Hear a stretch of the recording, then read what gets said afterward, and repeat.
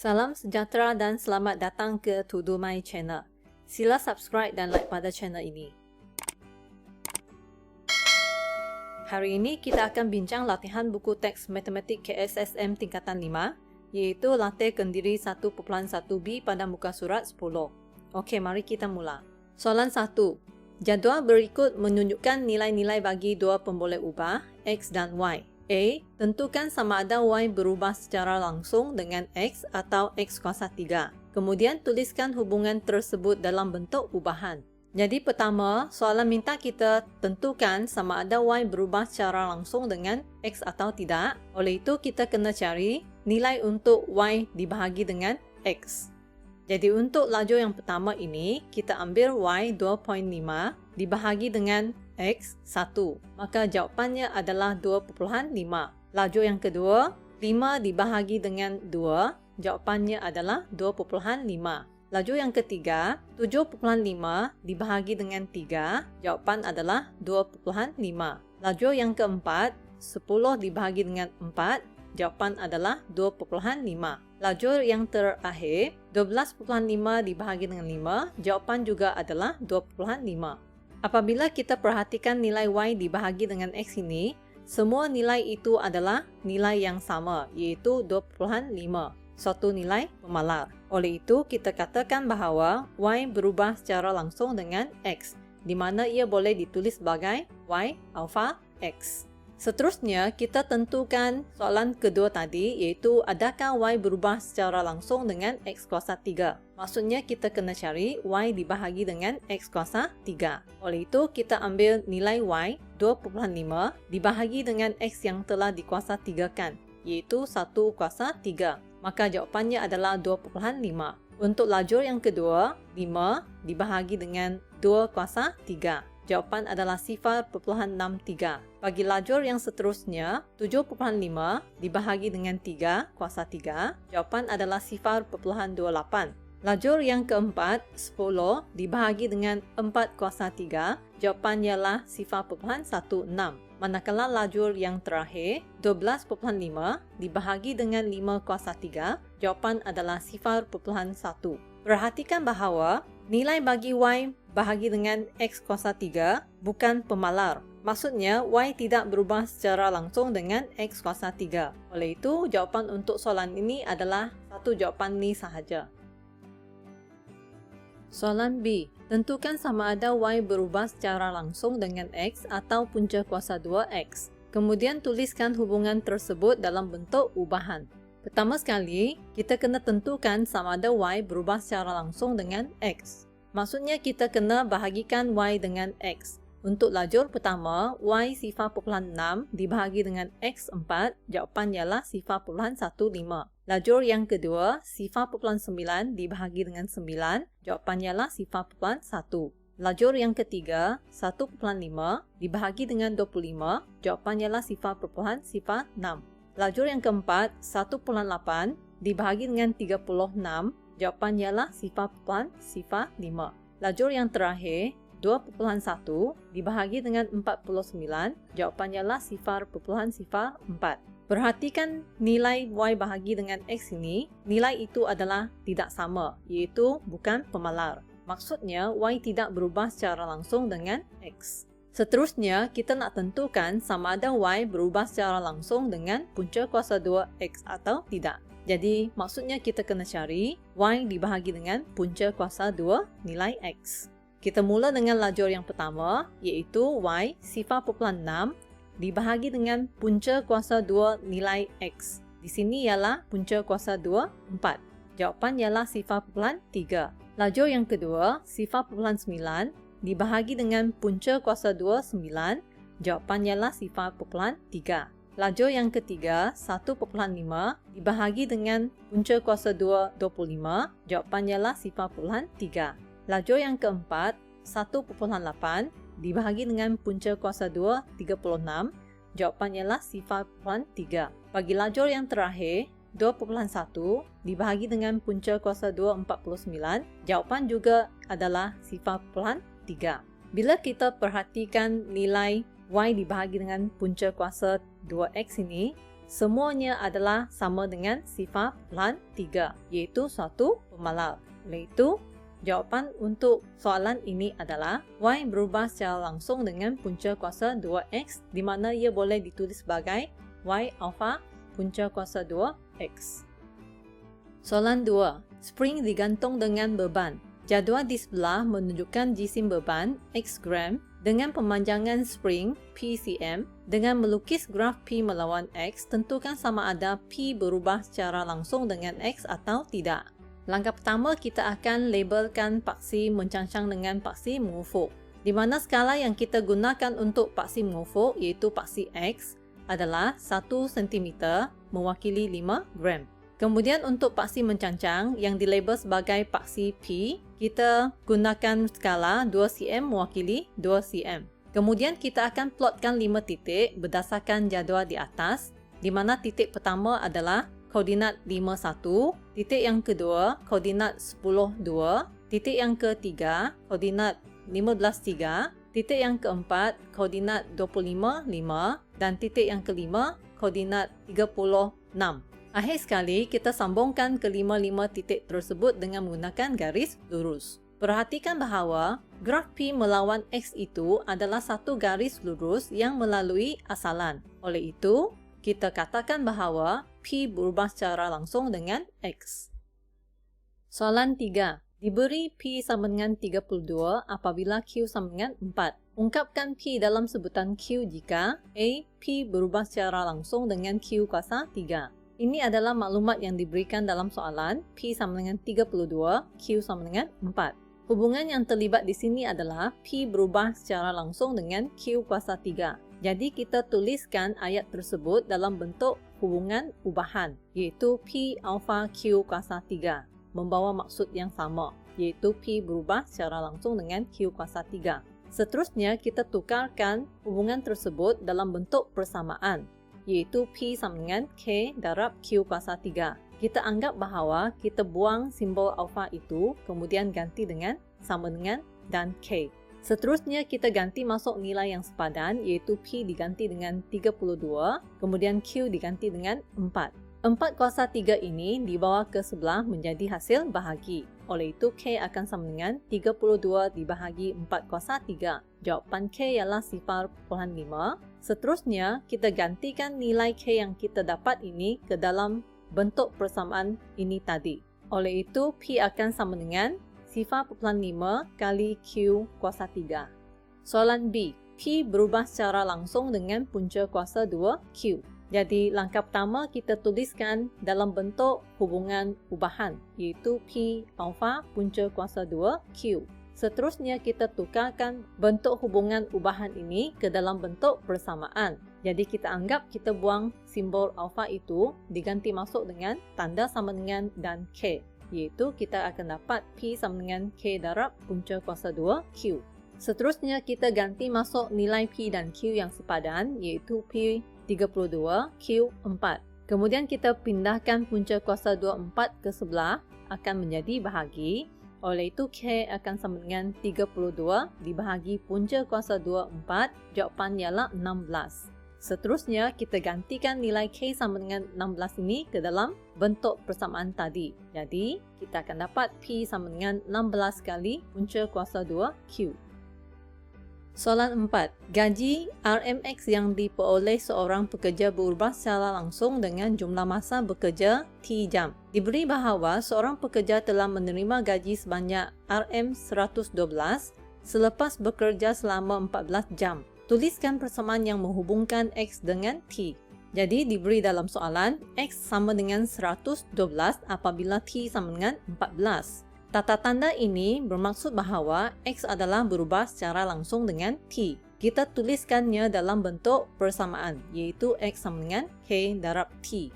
Seterusnya, kita gantikan nilai X dan T yang sepadan, kita akan dapat bahagian ini. Seterusnya, kita pindahkan 14 ke sebelah menjadi hasil bahagi, maka K sama dengan 112 dibahagi dengan 14. Jadi, nilai K akan sama dengan 8. Akhir sekali, kita gantikan nilai K ini ke dalam bentuk persamaan tadi.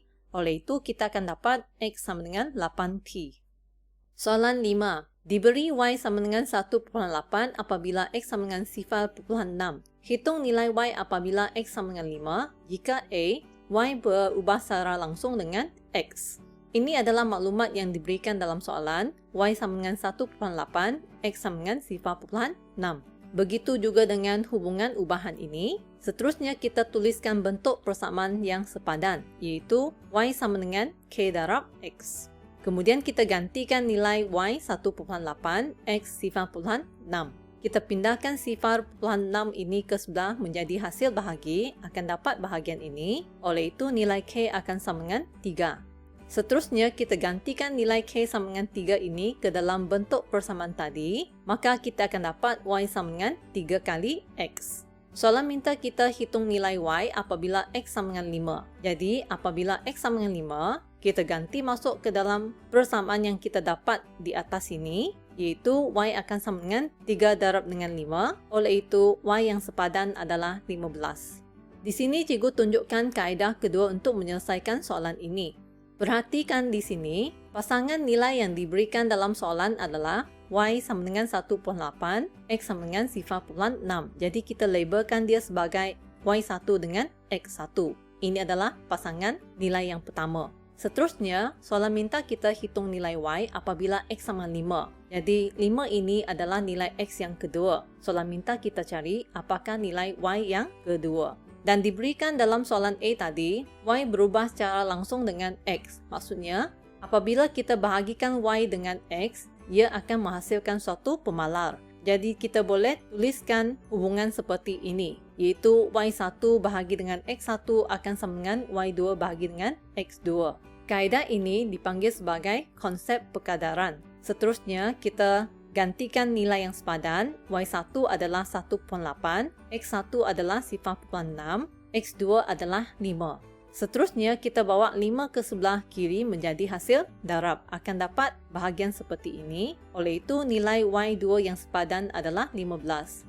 Soalan B, Y berubah secara langsung dengan X kuasa 2. Kita akan menggunakan maklumat yang sama ini. Ini adalah hubungan yang telah diberikan dalam soalan. Kita tuliskan dalam bentuk persamaan. Kemudian gantikan nilai Y dan X yang sepadan. Seterusnya, kita bawa 0,6 kuasa 2 ini ke sebelah kiri menjadi hasil bahagi. Akan terhasil bahagian ini. Oleh itu, nilai K akan sama dengan 5. Kita gantikan nilai K sama dengan 5 ini ke dalam bentuk persamaan tadi. Terhasillah persamaan Y sama dengan 5X kuasa 2. Sekarang kita nak cari nilai Y apabila X itu sama dengan 5. Kita gantikan X sama 5 ke dalam persamaan di atas sini. Oleh itu akan menghasilkan bahagian ini. Jadi nilai Y adalah 125. Sekarang cuba kita gunakan kaedah kedua yaitu konsep perkadaran. Pasangan nilai XY yang pertama di sini kita label sebagai 1,8 dengan 0,6. Nilai X yang kedua kita label sebagai X2 iaitu 5. Kita nak cari apakah nilai pasangan Y2-nya. Hubungan yang diberikan dalam soalan adalah Y berubah secara langsung dengan X kuasa 2. Maksudnya, apabila Y dibahagi dengan X kuasa 2, ia akan menghasilkan suatu pemalar. Jadi kita boleh dapatkan hubungan ataupun persamaan seperti ini, yaitu Y1 bahagi X1 kuasa 2 sama dengan Y2 bahagi dengan X2 kuasa 2. Kita ganti masuk nilai yang sepadan, Y1 dengan 1,8, X1 dengan 0,6 dan X2 dengan 5. Seterusnya kita pindahkan 5 kuasa 2 ke sebelah menjadi hasil darab, akan terhasil bahagian ini. Oleh itu nilai Y2 yang sepadan adalah 125. Soalan 6. Diberi S berubah secara langsung dengan T kuasa 1/3. Jika S sama dengan 1,2 apabila T sama dengan 27, hitung nilai A, S apabila T sama dengan 64. Soalan ini sebenarnya penyelesaiannya sama dengan soalan 5 tadi. Kita gunakan kaedah pertama dahulu, iaitu kita tuliskan bentuk persamaan dia. Jadi, dalam soalan hubungannya telah diberikan, kita ubahkan dalam bentuk tata tanda ini, iaitu S berubah secara langsung dengan T kuasa 1/3. Seterusnya, kita ubahkan dalam bentuk persamaan, iaitu S sama dengan K darab T kuasa 1/3. Kemudian, kita ganti masuk nilai S dan T yang diberikan. kita akan dapat 1.2 sama dengan K darab 27 kuasa 1/3. Kita pindahkan bahagian ini ke sebelah menjadi hasil bahagi akan menghasilkan persamaan seperti ini. Oleh itu, nilai K akan sama dengan 0.4. Nilai K ini kita ganti masuk ke dalam bentuk persamaan tadi, maka akan membentuk persamaan S sama dengan 0.4 T kuasa 1/3. Sekarang kita boleh jawab soalan berikutnya menggunakan persamaan yang kita dapat ini, iaitu A. Apabila T sama dengan 64, kita ganti ke dalam persamaan yang kita dapat tadi, maka kita akan dapat bahagian ini dan S akan sama dengan 1.6. Sekarang kita cuba kaedah kedua, iaitu konsep perkadaran. Nilai pasangan S dan T yang pertama adalah 1.2 dengan 27. Kemudian kita dikehendaki cari nilai S apabila T yang kedua adalah sama dengan 64. Berdasarkan hubungan yang diberikan dalam soalan tadi, S berubah secara langsung dengan T kuasa 1/3. Maksudnya kita kena cari hasil bahagi antara S dengan T kuasa 1/3. Maka kita akan dapat persamaan seperti ini. Seterusnya kita ganti masuk nilai yang sepadan. Kita akan dapat bahagian ini. 64 kuasa 1/3 ini dipindahkan ke sebelah menjadi hasil darab. Kita akan dapat bahagian ini. Dan jawapan S kedua yang sepadan adalah 1.6.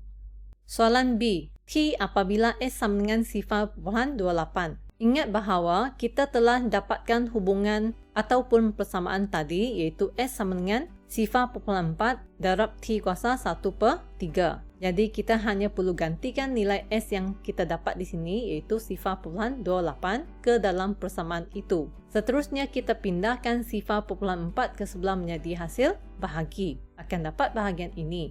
Jawapannya sama dengan 0.7. Untuk menghilangkan kuasa 1/3 ini, kita perlu kuasa 3 kan kedua-dua belah ini.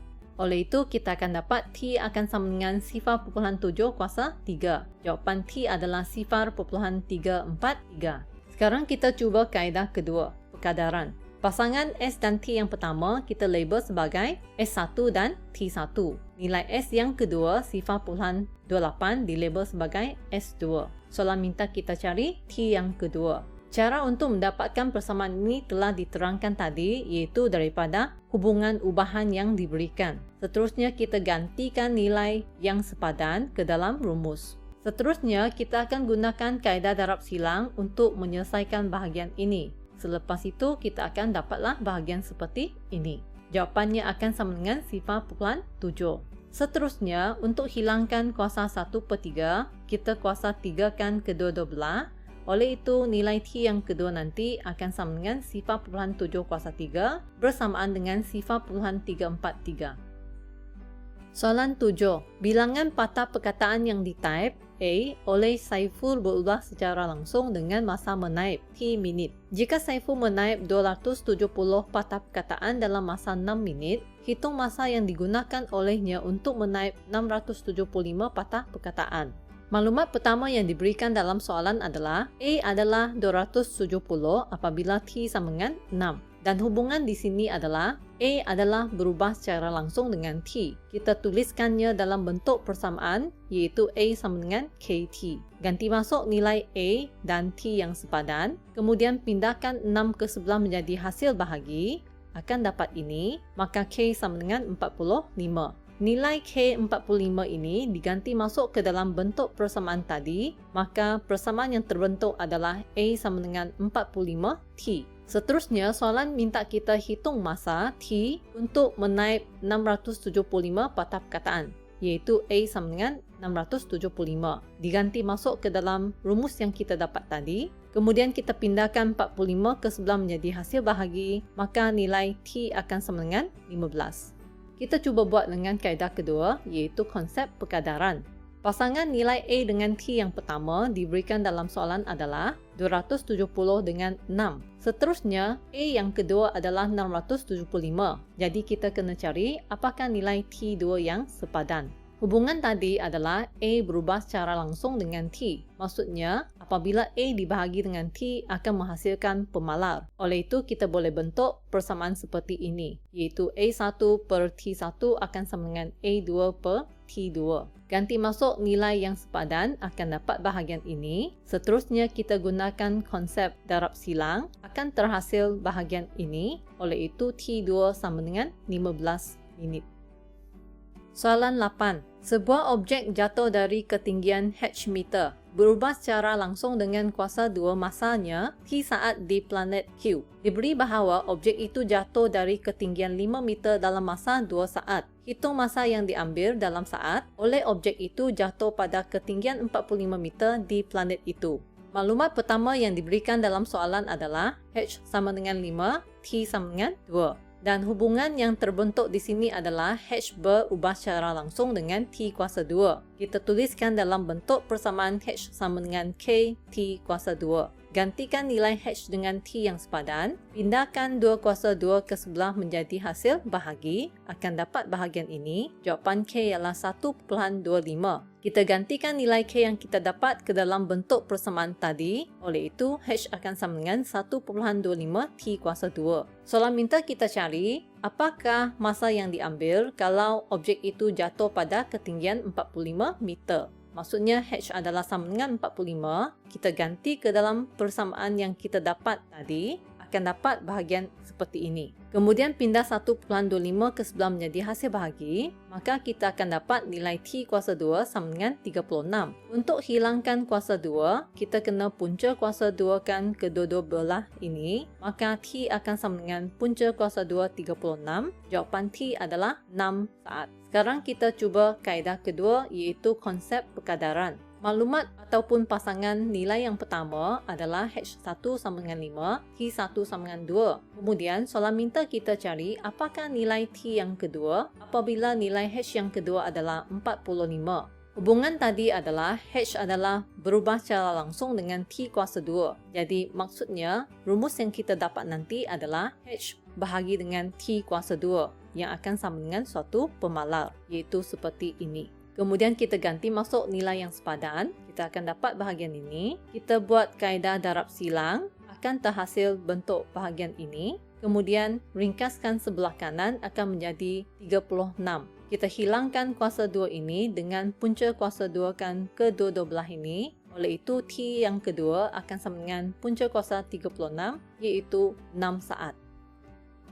Soalan 9. Diberi isi padu cat X liter berubah secara langsung dengan luas dinding di meter persegi. Jika 3 liter cat boleh mengecat 36 meter persegi dinding A, ungkapkan persamaan dalam sebutan X dan D. Diberi dalam soalan X sama dengan 3 apabila D sama dengan 36.